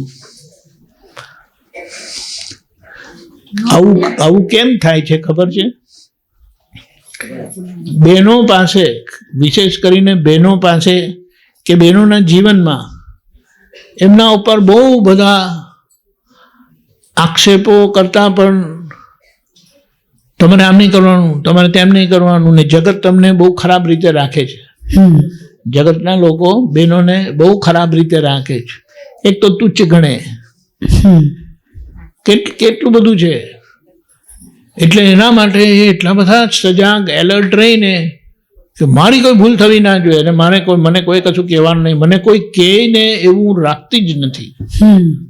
અને જો મને કોઈ કહે ને તેને સામું જ કહી દઉં. બોલો. એટલે બહેનોને કોઈ કહે તો ગમે નહીં. એમાં પછી સારા દેખાવાનો મોહે આવી જાય ને, એ બધું આવે ને તો એમનો બહુ મોટો ગુણ છે. એ બી આવી જાય. આપણું ખોટું દેખાવું ના જોઈએ. અને એ ખોટું ના દેખાવા માટે કોઈ પણ હદ સુધી જાય. બરાબર. કોઈ પણ સિદ્ધાંતને તોડી નાખે. પછી કહેવાનું હોય તો બોલે નહીં, બોલવાનું હોય તો બોલે નહીં. જવા દો ને, આપણું ખોટું દેખાય, આપણે શું કરવું છે એમ કરી એવું. એટલે આવી રીતે કરીને નોંધમાંથી નીકળાય. પ્રતિક્રમણ કરવાથી પ્રતિક્રમણ નથી, વાત સમજવાની છે. સમજણ એ જ પોતે પ્રતિક્રમણ છે. બરાબર. એટલે આપણે વ્યવસ્થિત શક્તિને આધીન જ ગણવાનું ને, જે આવે નિમિત્ત. શું કીધું? સામેના નિમિત્ત જ જોવાનું, વ્યવહાર આવે ત્યારે. નિમિત્ત જોવાનું નહીં, નિમિત્ત છે. નિમિત્ત છે. નિમિત્ત છે કારણ કે એ કરતા નથી, શક્તિ કરે છે, એમને કોઈ કરાવે છે. એ આપણા કર્મોના હિસાબથી કરાવે છે એવું. પછી રેખાબેનના કર્મોના હિસાબથી એ સંજોગ ભેગો થાય, એમને એ શક્તિ પ્રેરણા આપે ને એ તમારી જોડે એવું કરે, એવું તમારી જોડે બોલે, એવું છે.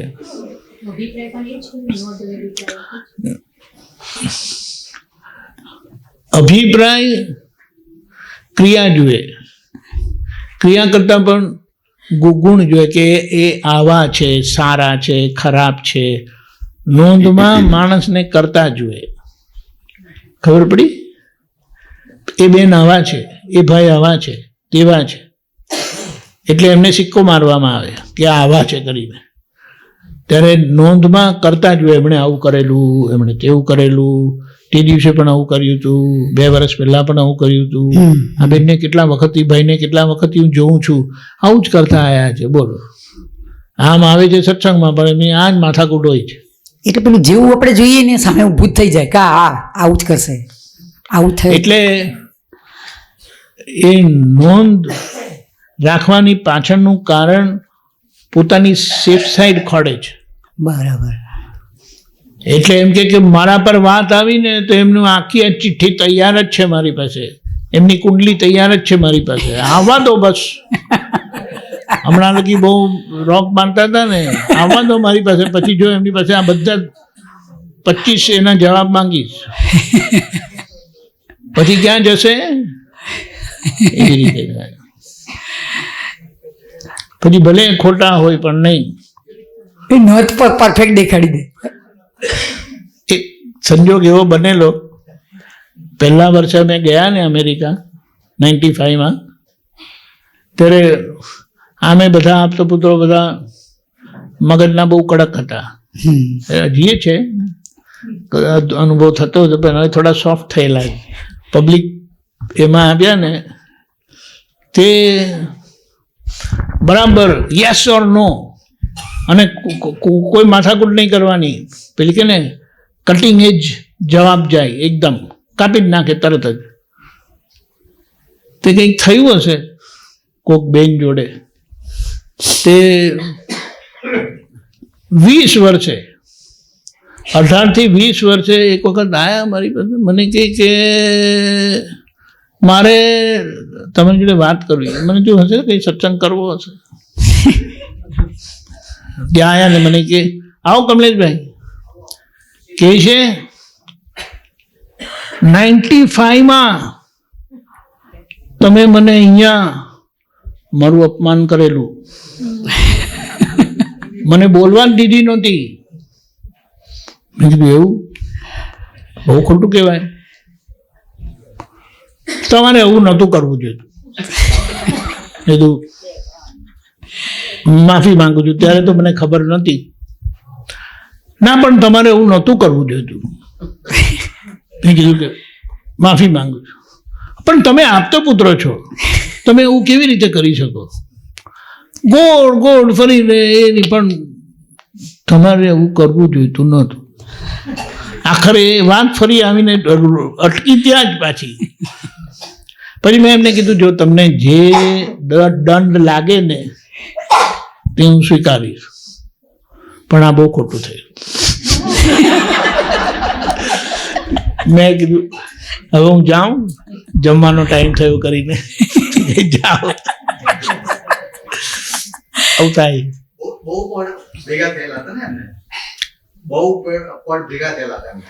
હવે એ ખબર નહીં જે હોય, મને તો યાદ પણ નહોતું.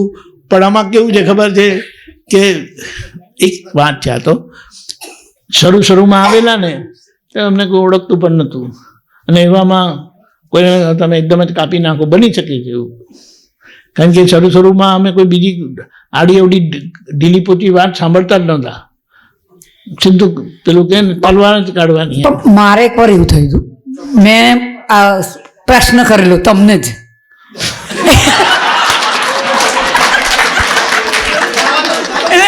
એની વાત નથી કરતી, મેં તમને એક પ્રશ્ન કરેલો કે રામ અને કૃષ્ણ મોક્ષે ગયા, બરોબર છે. તો એમના અવતાર રામ ને કૃષ્ણ મોક્ષે ગયા છે, તો એમ કે બધા કહે કે રામેથી કૃષ્ણ અવતારે પાછા આવ્યા છે. તો બધા એવું જ કહે છે કે આ દુનિયા આખી એવી ગઈ છે. પણ તમે પછી એવો જવાબ આપ્યો કે કૃષ્ણ જુદા છે, રામ જે છે, રામ તો મોક્ષે ગયા જ છે, અને કૃષ્ણ પછી કંઈક નવ વાસુદેવનું બધું આખું વર્ણન કર્યું હતું તમે. પણ પછી પહેલા તમે એવો પ્રશ્ન જવાબ એવો મને એવું જ કીધું કે જ્ઞાન લીધું છે. મેં કહ્યું હા મેં લીધું છે. તો પછી કે કોઈની જોડે લીધું? પછી મેં કહ્યું મેં નિરૂબાને જોડે લીધું. પછી બીતા હું તો બોલી ગઈ. પછી તમે એમ કીધું કે આવી રીતે નવ વાસુદેવના પ્રતિ વાસુદેવ ને બધું આખું ઉદાહરણ મને આપ્યું. ખાલી બેકગ્રાઉન્ડ ખબર પડે ને, એટલે કે તમે ક્યાં ઊભા છો તો મને ખબર પડે કે તમને કેન્દ્રમાં કેવી રીતે લાવવા. પણ પછી મારી નોંધ કેવી થઈ ગઈ કે આમની જો પ્રશ્ન કરો ને તો જ્ઞાન લીધું હોય તો જ પ્રશ્ન કરવાની તો નહીં કરવા. ના એમ નહીં, એ રીતે નહીં. પૂછવાની પાછળનો હેતુ આ હોય છે કે એ ક્યાં છે, કેમનું છે. હમણાં પિનાકીનભાઈને પૂછ્યું કેમ, પછી પૂછ્યું તો પછી હવે એમનું બેકગ્રાઉન્ડ ખબર પડે ને તો પછી એ રીતના પછી આગળ વાત થાય, ઉદાહરણો અપાય ને એમ રીતે. એટલે આ સંસારમાં તો બધા એવું કહે છે કે રામકૃષ્ણ અવતારે પાછા આવ્યા. હવે શા માટે કહું? હા, એટલે રામ ભગવાનને વિષ્ણુનો અવતાર કહે છે, હા, કૃષ્ણ ભગવાનને પણ વિષ્ણુનો અવતાર કહે છે. એટલે હવે ક્યાં જઈને ઊભા રહેવું?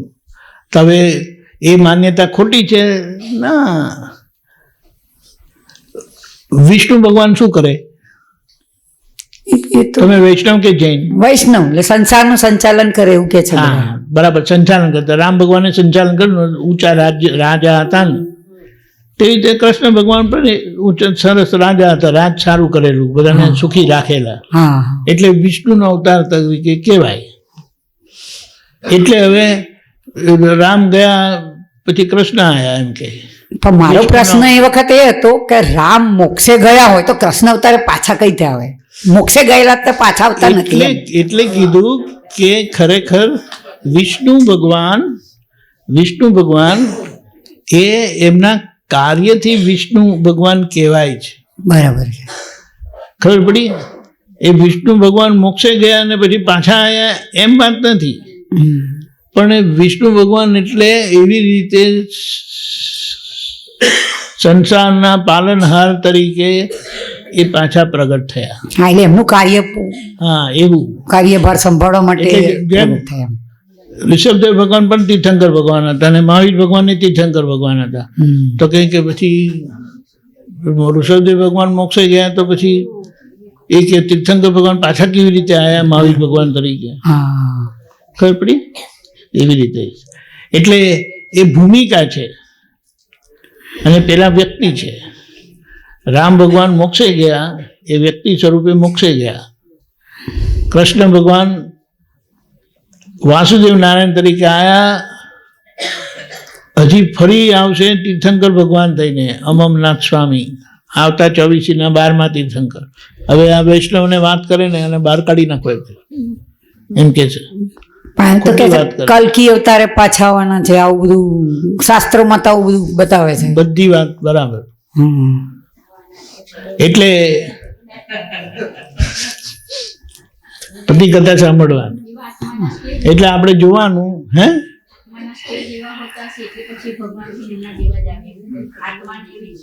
એ ભૂમિકા છે. જેમ કે ને કે વાસુદેવ નારાયણ એવા 9 વાસુદેવ નારાયણ થયા, એવી રીતે છે. એ પ્રેસિડેન્ટ બદલાયા કરે છે નથી, પણ છે તો પ્રેસિડેન્ટ જ ને. વ્યક્તિ બદલાયા કરે છે, તેવી રીતે છે. તો મને અંદર નોંધ એવી લેવાઈ ગઈ કે દીપક આનંદની જો પ્રશ્ન કરો ને તો જ્ઞાન લીધું હોય તો કરવાનું, નહીં તો નહીં કરવાનું. આજે ખુલ્લું થઈ ગયું. હા થાય. મને આ તો આઈડિયા આવે એટલા પૂરતું જ, બીજું કાંઈ નહીં. દીપકાનંદજી, હા હમણાં જે પ્રશ્ન પૂછ્યો એ બાબતમાં ફોર એક્ઝામ્પલ આ બેને જે પ્રશ્ન પૂછ્યો ને બેન મહાત્મા, મહાવીર ભગવાન, હા મહાવીર ભગવાન પણ એક ભાવમાં વાસુદેવ થયેલા હતા. હા એટલે એમને જે કીધું એક સ્ટેજ, તમે જે કીધું ભૂમિકા છે, એ ભૂમિકા પ્રમાણે જ છે કે તીર્થંકર એ પણ વાસુદેવ થયેલા હતા. ને અત્યારના જે છે 24માં તીર્થંકર થઈ એટલે પછી આગળની ભૂમિકા થઈ. એટલે વ્યક્તિ જીવ આત્મા એક જ પણ એની ભૂમિકા અલગ અલગ. એટલે ખાલી તમને આ ખાલી રિયાલિટી જે છે. વાસુદેવ નારાયણ થયા ને તીર્થંકર ભગવાન થયા ને સિદ્ધ પણ થયા. હા બરાબર છે. એમ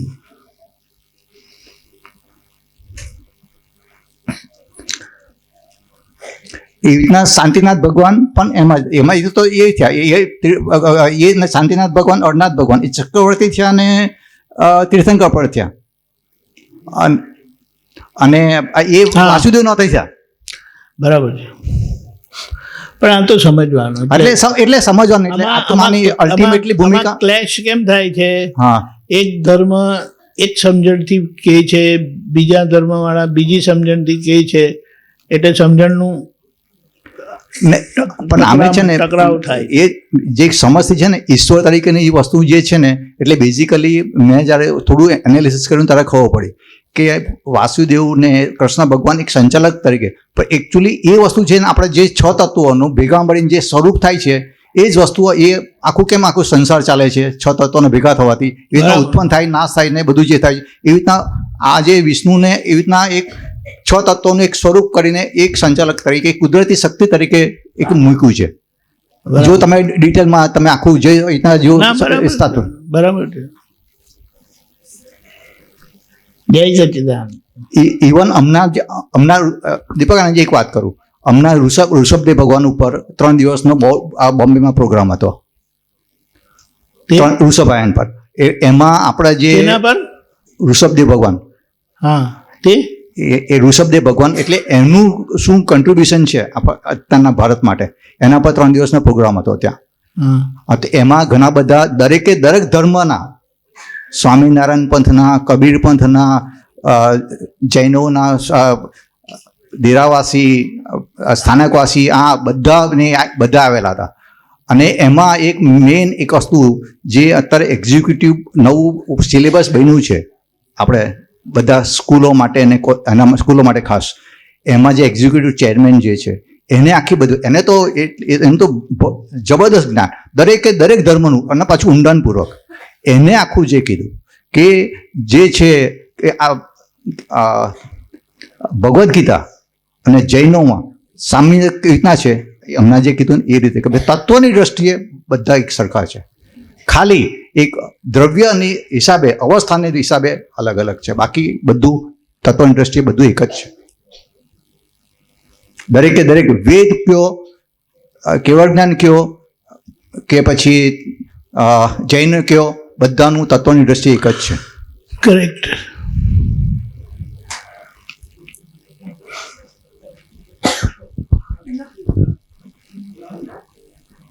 જતા રહ્યા બધા પ્રશ્ન, બાષ્પીભવન થઈ ગયા. નહીં, બાષ્પીભવન થઈ ગયા.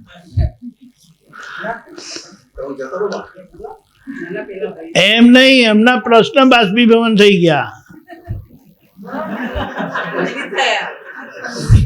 આજે એનું મુહૂર્ત આવ્યું નથી, શુભ મુહૂર્ત છે જ ને, હજી અડધો કલાક છે.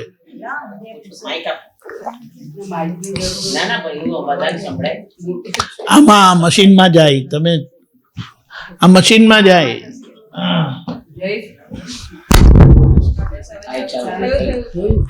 જય સચ્ચિદાનંદ. જય સચ્ચિદાનંદ.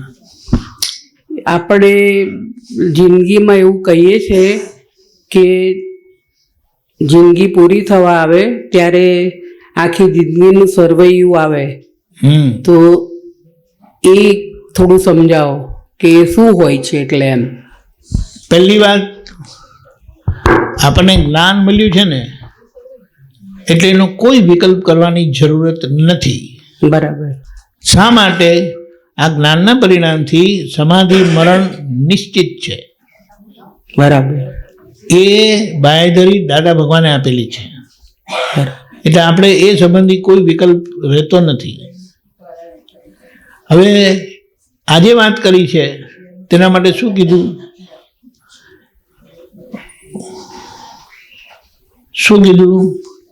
તમે વિચારો કે 81 વર્ષની ઉંમર હોય તો એને ડિવાઈડ બાય 3 કરે તો કેટલા થાય? 26, 27. 27 વર્ષ. હમ અને 2/3 ગણે તો 54 થાય ને.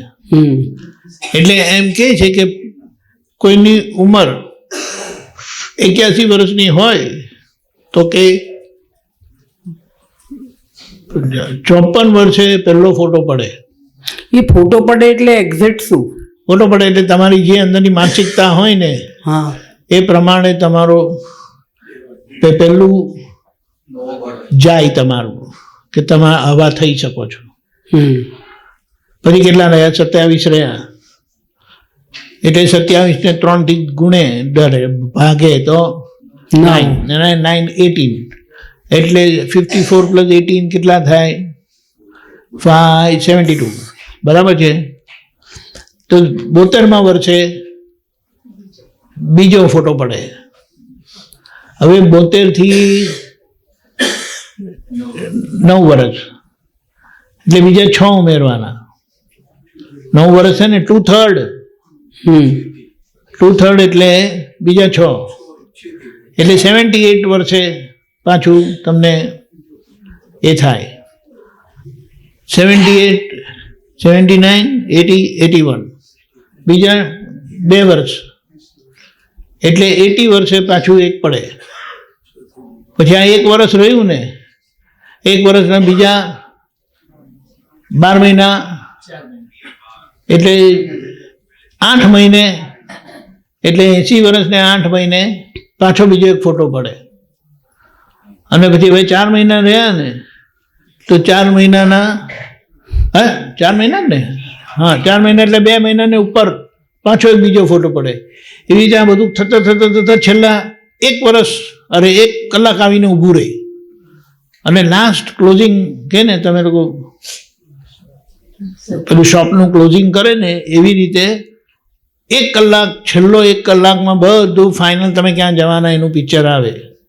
હવે મહાત્માઓ છેલ્લા 1 કલાકમાં આત્મામાં બેસી ગયેલા હોય એટલે આપણને NA બરાબર નોટ એપ્લિકેબલ. એટલે જે બધા સિદ્ધાંતો જગતના લોકોને લાગુ પડે છે આપણને લાગુ પડતું નથી. પણ અત્યાર સુધી એવું કંઈક લાગ્યું નથી કે કોઈ ફોટા પડ્યા કે કશું લાગવા પણ તમે આપણને શું ભાન છે? નહીં એટલે ભાઈ એવા કોઈ ફોટા પડ્યા એવો કોઈ ખ્યાલ જ નથી એમ. પેલા રેખાબેન બૂમ પાડશે પછી તમે પછી કહેશો કે તે 1920-25માં તમે આવું કરેલું મારી જોડે.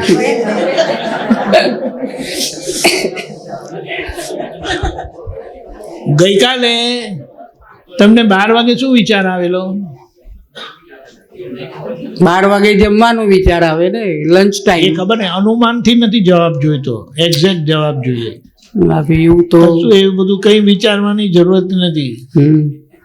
આપણે તો દાદાને આશ્રિત થયા એટલે દાદાને લંગર લટકાવી દીધું છે, ટીંગાઈ ગયા છે દાદાને. દાદા કહે તમારે કંઈ ફિકર કરવાની નથી, જે ફિકર કરો તે મારે કરવાની. બરાબર. પછી શું કામ ચિંતા કરો છો, ખોટે ખોટું માથાકૂટ કરવાની. દાદા દાદા કરતા રહો. બરાબર. પછી બીજું પૂછું? હા હજી જય time છે. સચ્ચિદાનંદ. દીપાનંદજી, હવે આ જે બેને જે પૂછ્યું ને એમાં આગલા નેક્સ્ટ બર્થ થવાનો છે એ બાબતમાં જ ખબર નથી હોતી. ઘણા લોકો જ્ઞાન ન લીધું હોય, મારો બીજો બર્થ થવાનો છે એ બાબતમાં ક્યારે વિચાર જ ન કર્યો, તો પછી આવો વિચાર કઈ રીતના આવે? એ બરાબર છે, પણ હવે તો આપણે આ ક્લાસમાં બેઠા છે એટલે આ જ્ઞાનીઓની સભા કહેવાય. અમુક પ્રશ્ન નોલેજ વોઇડ થઈ જાય. ચાલો બોલો આગળ. વ્યવહારના પહેલા દાદા ભગવાન મળ્યા એ પહેલા વ્યવહારમાં બીજા બધા ગુરુઓ પાસે જતા હતા. પુષ્ટિ માર્ગમાં જઈએ, સ્વામિનારાયણમાં જઈએ. તો હવે દાદા મળ્યા પછી એ બાજુ બધે જવાનું ટોટલી બંધ થઈ ગયું. તો એક જાતની વિરાધના થાય એવું તો નહીં ને કશું? જુઓ, 12માં આવ્યા ને તો તમે 11 ધોરણ વટાવીને આવ્યા. 11 ધોરણના ટીચરોને ધક્કો મારીને આગળ આવ્યા. તો કે 11 ધોરણના ટીચરોને તમે કે વિરાજના કરી કહેવાય? નહીં. એ લોકો આશીર્વાદ આપે કે સારું થયું તમે આગળ વધ્યા કરીને. કે હવે એક જાતનું દાદા મળ્યા પછી કોઈ જગ્યાએ આમ જવાનું કોઈ મન થતું નથી, એમ થાય કે સાચું અરે સમાધાન બાબા, અહીં જ તમે છે. એક દાખલો આપું, 10-12માં આવ્યા પછી 11ના ધોરણમાં ક્લાસમાં જાઓ કોઈ દિવસ? નહીં. મારે શું કામ છે? એ તો મેં પાસ કરી નાખ્યું, ત્યારે તો હું 12માં આવ્યો. ખબર પડી? બરાબર. એવી રીતે છે. અરે ઘર બદલે છે ને લોકો, તો ભૂલથી પણ જૂના ઘરે જતા નથી. બરાબર. બીજું, કોઈના ઘરે કોઈ ગુજરી ગયું હોય ને તો ક્યારે એમની પૂછપરછ કરતા નથી, કાકા કેમ છે?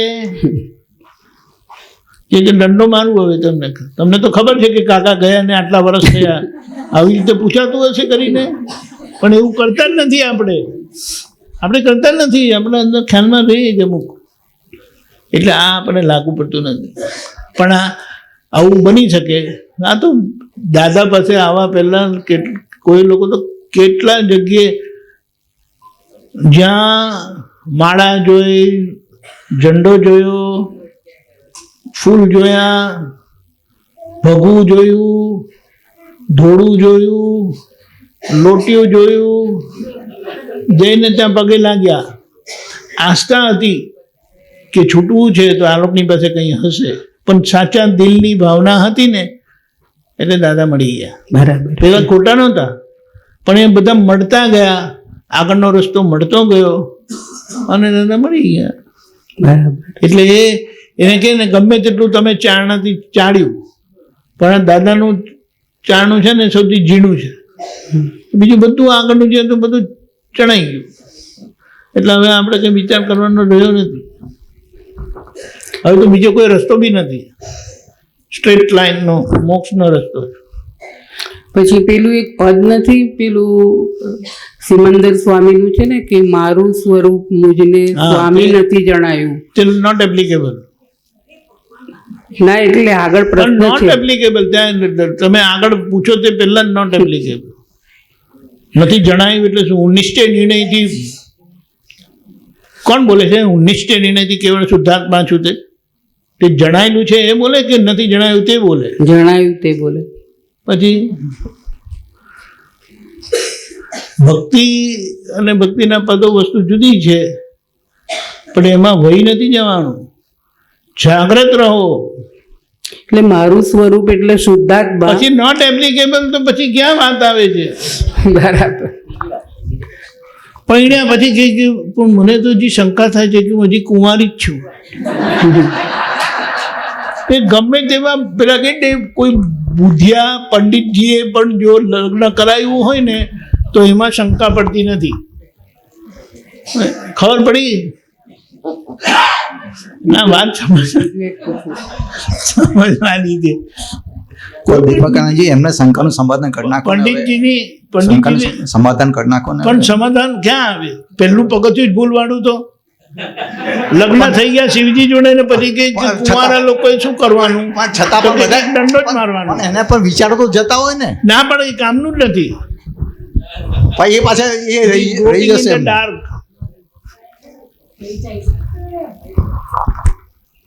બોલો. આ વર્લ્ડમાં માનસિક રોગ કાઢવા માટે મનને જોયા કરવું, એના જેવી કોઈ ઊંચી દવા નથી. તો ખરેખર મનને કેવી રીતે જોવું પડે? આ બધા લોકોને જોઈને એવી રીતે મનને જોવાનું. એ તો સહેલું છે, પણ મનને જોવાનું સહેલું નથી. એટલે એ ધીમે ધીમે કરીને આવે. એની શરૂઆત શરીરથી થાય. હું તમને જોઉં છું ને એમ કરીને બેસેલા, અરે કહું છું, દાખલો આપું છું, એવું તમારે જોવાનું કે આ નલિની બેન એમ કરીને બેઠા છે, એમ કરીને હાથ છે ને તો તમે એવી રીતે જોવાનું. આ રસ્તો છે જોવાનો. એટલે તમે પેલા જોતા જાઓ ને તો પછી આગળનું ધોરણ આવે, તમને સાંભળતા થાવ. કારણ કે જે કઈ અરે બાબા વાત કીધું તમે સાંભળશો, પછી સાંભળવાનું થશે ને તમને વિચાર આવશે ને તરત ખબર પડશે, અરે આવા વિચાર આવી ગયા, તે હું નહીં. ખબર પડી? આ પ્રોસેસ છે, સ્થૂળમાંથી સૂક્ષ્મ એમ કરીને જવાનું. તેથી જો મન ના હોય તો બીજું કંઈ છે જ નહીં. એટલે આ રસ્તો બતાડ્યો. એટલે મનથી બારીમાંથી કૂદીને જવાશે બહાર? ના જવાય. પેલો સીડી પરથી જવાશે ને તો પેલા આખું આ ઓળંગવું પડશે. બરાબર. એટલે તમે દેહની એક્ટિવિટી જોશો ને કેવી રીતે જોવાની, તો બધા ધક્કા મૂકી થાય ને તો આપણે આમ કરીએ, તે વખતે તમે તમારા પર જ ધ્યાન રાખવાનું, તમારા પગલાં ક્યાં પડે છે, કેમ ના ચાલે છે કરીને બહાર જતા રહેવા. પછી તમને ભીડ નડશે નહીં. ભીડમાં બધું દોડધામ થશે. હમણાં છૂટશે ને ક્લાસ એટલે જો બધા કેવા દોડશે તે બહાર. તમારે ખાલી ઊભા રહેવાનું. હું પહેલા જઈને જમવા જઈશ એમ કે. સમજાયું? હા બરાબર. કોઈને એક તમને દાખલો આપું કે દાદા બેઠા હતા ખાટલા પર, સત્સંગ કરતા હતા. પછી એમને બાથરૂમ જવાનું થયું. તે ચાલતા ચાલતા ગયા. તે બધા શું જોઈએ છે એ નહોતા જતા, એ ચાલતા ચાલતા જતા હતા આમ કરીને. પણ આપણને ખબર પડે કે એ પોતાની જાતને જોઈ રહ્યા છે કે આ એમ પટેલ જાય છે, એમ પટેલ આયા. ખબર પડી? એટલે જેમ બીજા તમને જુએ ને તેવી રીતે તમારે પોતાની જાતને જ જોવાના. પછી જેવી રીતે બીજા તમને સાંભળે તેવી રીતે તમારી જાતને તમારે સાંભળવાના. એ પ્રોસેસમાં ધીમે ધીમે કરીને વિચાર આવશે અને તમને ખબર પણ પડે કે આજે તો ખરો વિચાર આવ્યો એમ કરીને. પણ વિચાર આવ્યો એટલે કંઈ વિચાર આવેલો કંઈ બધું થાય છે? આવીને જાય. વિચાર શું કે હું થઈ શકું છું, થશે ત્યારે જોઈશ ભાઈ. તે વિચારો આવવાનું કારણ શું? એ તો આગળની માન્યતા, રાગ દ્વેષ. બરાબર. રાગયા દ્વેષાધીન સ્મૃતિ તેથી જ ઊભી પ્રકૃતિ. એટલે મન બહુ મુખ્ય વસ્તુ છે, કારણ કે મનના આધારે જ આપણું આખું જીવન હોય છે. એટલે મનમાં કંઈ ભડકેલો વિચાર આવે ને એને જો માની લે ને તો માણસ ભડકી જાય. બરાબર. અરે કે એટલે કંઈ બધું થવાનું છે, અને થવાનું હોય તો હમણાં ને હમણાં થાવ. ફેંસલો આવી જાય, તું નહીં તો હું એમ કરી. એના ટાઈમે નથી થતું, ત્યારે ટાઈમે થશે ત્યારે જોઈ લઈશું. અને થઈ તેને શું થવાનું? આપણે પાણીમાં જ બેસાડી દીધા છે. મુઆ પાંસરો મર, તો તમારે કહેવાનું મુઆ મુઈ પાંસરી મર. ત્યારે શું? એટલે મુઆ એનો મતલબ શું? તું છે મરેલો. બરાબર. તો મરેલો એવો પણ તું પાંસરો રહે ને એમ કે. બરાબર. ખબર પડી? એટલે આપણે શું કહીએ, દાદાના અમુક શબ્દો એટલા બધા માર્મિક છે, ઇફેક્ટિવ છે કે તમને બીજાને કહેવા કરતાં પોતાને જ કહો તમે. બરાબર. કાંઈ નથી થયું, આમ થઈ જશે ને તેમ થઈ જશે. તો ભાઈ થાવ ને, હમણાં ને હમણાં ઉકેલ આવી જાય. તો કોઈના ઠાઠડીને લઈ જાય, લાકડે લઈ જતા હોય ને તો કેટલી વખત હું મારી જાતને જોઉં, સારું આવું હશે. હું તો દાદા ભગવાન વાળો છે, પેલા લોકો રામ બોલો ભાઈ રામ બોલે છે. હું દાદા ભગવાન વાળો છે, એ લોકો અસીમજી જયકારો બોલવા જોઈએ, તો એ લોકો રામ બોલો ભાઈ રામ બોલતા હતા. મેં કીધું કેટલું ખોટું કહેવાય. ખબર પડી? આ તો આપણે પોતાની જાતની મજાક કરી લેવાની. અને હે મત કરો, આ શરીરમાં આપણે રહીએ છીએ. તમે જે ઘરમાં રહો છો ને તે ઘરને લઈને જાઓ છો કે તો અહીંયા બરોડાના ઘરમાં મૂકીને તાળું મારીને આવ્યા ને અહીંયા, તેવી રીતે આ ઘરને અહીંયા મૂકીને આગળ જવાનું છે. પછી ઘરમાં રહે ત્યાં સુધી સાફ સુખ બધું સરખું રાખો. બરાબર છે? મૃત્યુ એ જિંદગીની વાસ્તવિકતા છે, રિલેટિવ વ્યવહારિક વાસ્તવિકતા છે, હકીકત નથી. પણ છતાં પણ એમાં કોઈ ચોઈસ પણ નથી. ચોઈસ ક્યાં ખોળવાની છે? નહીં, છતાં પણ એ મૃત્યુની બીક કેમ? હવે આ જેમને જ્ઞાન મળ્યું ને એમને બીક નથી રહેતી, પણ કેટલાક એવી સુવાળી પ્રકૃતિવાળા હોય ને તે લોકોને હોઈ શકે છે કે શું થશે, મને કોઈ જોવા જ નહીં આવ્યું તો હું ગઈ અને કોઈ મારા ઘરનું બારણું જ ના ખખડાવ્યું તો, કારણ હું તો ઘરમાં એકલી રહું છું. બોલો, પછી એ આખું શરીર સડી જશે ને પછી એ લોકોને ખબર પડશે તો નો નો નો નો નો ખબર પડી. દીપક આનંદી એકલા રહેતા હોઈએ ને ત્યારે એવું ખાસ થાય. એકલા ઘરમાં તમારે તમારે એક સિસ્ટમ અંદર નાખી દેવાની કે તમારી એક્ટિવિટી જો 4 કલાક પછી જો નહીં રહે ને તો એલાર્મ જવો જોઈએ તમારા ઘરના કોઈની જોડે. there should be some activity in the house. સમજાયું? માણસની એક્ટિવિટી હોય ને, જીવતા હોય તો હરે ફરે, પછી બિલકુલ બંધ થઈ ગયું હોય એક્ટિવિટી તો પછી ત્યાં એલાર્મ જવું જોઈએ કે 4 કલાકથી મમ્મી હલ્યા નથી, રાત્રે એલાર્મ બંધ કરી દેવાનો, નહીં તો લોચો પડી જશે. આ બધી વાત, આ તો કઈ વિચારવાની જરૂરત નથી. નહીં, એકલા સ્પેશિયલી રહેતા હોય ને, કોઈ હોય નહીં ઘરમાં, આજુબાજુ કોઈ ના હોય, એટલે સ્વાભાવિક રીતે કઈ વિચારવાની જરૂર નથી. પણ હવે વિચાર આવે તો તમારે એને પાણીમાં મૂકી દેવાનું. પછી ફાઇનલી એવું થાય કે ના ના, દાદા મારી જોડે જ છે, દાદા ભગવાન મારી સાથે જ છે એમ. પહેલા કરી દેતા હોય તો એ પાછળથી જ આવે, પણ પહેલે કરી દેવાનું. હા, એટલા માટે જ મેં તમને કીધું સમાધાન આપી દો.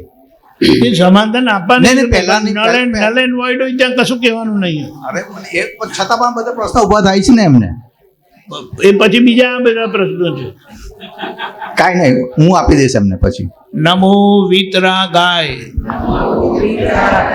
નમો અરિહંતાણમ, નમો સિદ્ધાણમ, નમો વાયરીયાણમ, નમો વજ્જાયાણમ, નમો લોએ સવ સાહુણમ, એસો પંચન મુક્કારો,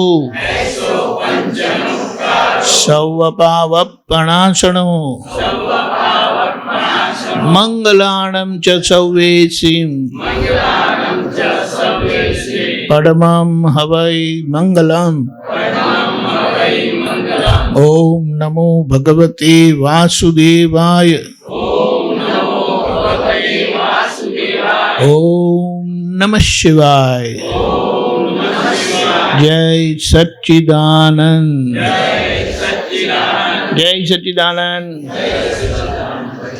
જય સચ્ચિદાનંદ.